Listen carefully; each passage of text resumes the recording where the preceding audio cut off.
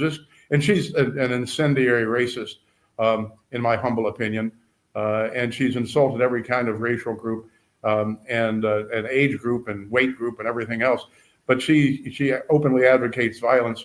And when I heard that he scratched into her showcasing, "If you're reading this, you're gay," that just said, wow, I've heard those words before. Yeah. What was he looking for there? I have no idea. Maybe he's just stinking crazy.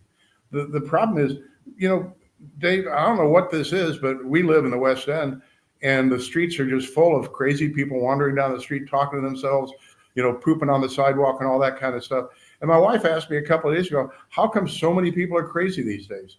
Is it drugs? Is it vaccinations? Is it the environment? When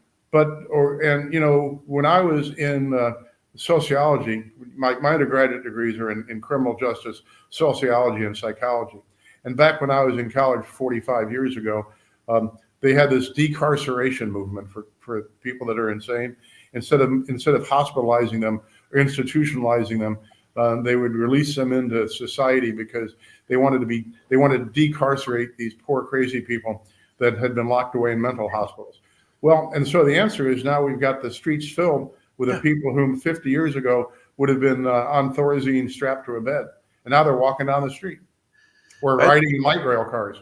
By the way, speaking of cities that need to have their police and their justice fixed, it was mentioned today on my way to doing the show that this morning Trump said, St. Louis, we got to go to St. Louis. Oh, I've been waiting for him to say that. Did it? I was wondering if you told him to say that.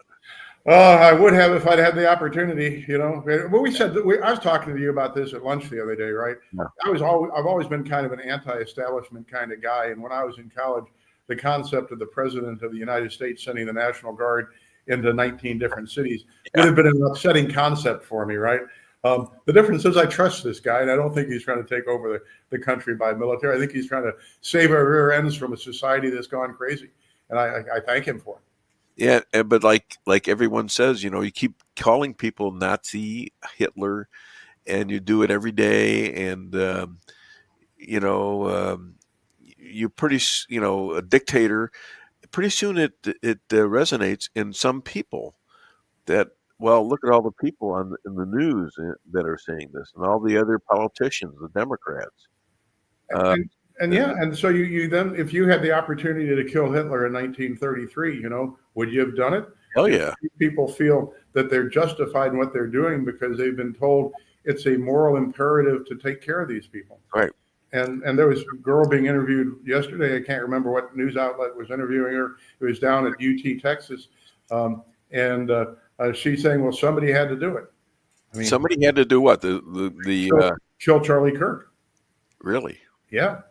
And, why? Did she say why? No, she didn't say why. And then they asked her, would you have done it? And she said, well, no, but somebody had to do it. I mean, this is the world that we live in here today. And, when I was running for Senate, I was in open spaces. When I was campaigning for Trump, we would do, outdoor venues all the time. Sure. Would I do that today? Probably yes, because I don't have much sense. I was saying when I go down to Cape Girardeau on Tuesday to give a speech, am I going to wear armor? Wouldn't have done Charlie any good. Well, that's true. But do something. I mean, you gotta have some kind of security. Try to stay alive. Okay. Yeah, I know. I try almost every day, except when I'm driving. Yeah. So let's see. And then you got Brian Pritzker. And they tried. Did you see when they tried to have a silent prayer for Charlie in Congress? And the Democrats are all screaming no.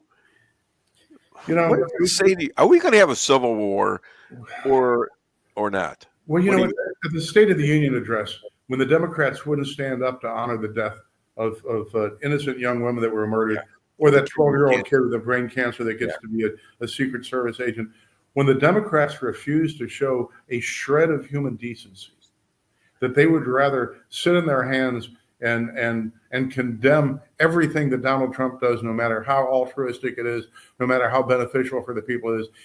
If you're going to be so inhuman as to deny the family of a woman murdered by an illegal alien the honor of standing in recognition of that loss, then you have no soul. You have no honor. And to verbally shout out your disdain for trying to pray for the family of a man that's brutally murdered. I don't care who he is.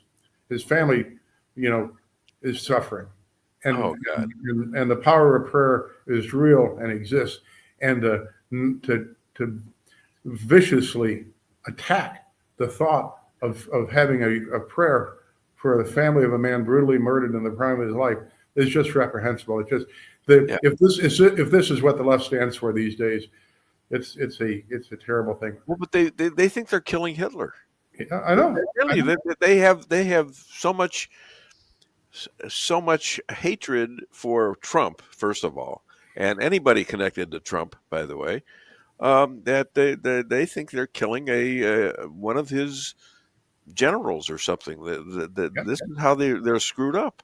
absolutely. And I mean, if you really believe it, if you really believe that you are the champions of justice and the other side is the essence of evil, you feel justified in taking whatever means necessary.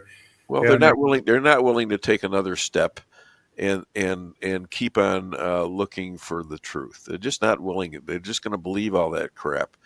Patricia, Oden, Maxwell, Tyler had dinner with some friends the day before the shooting, and he told them how much disdain he had for Charlie and that he was full of hate.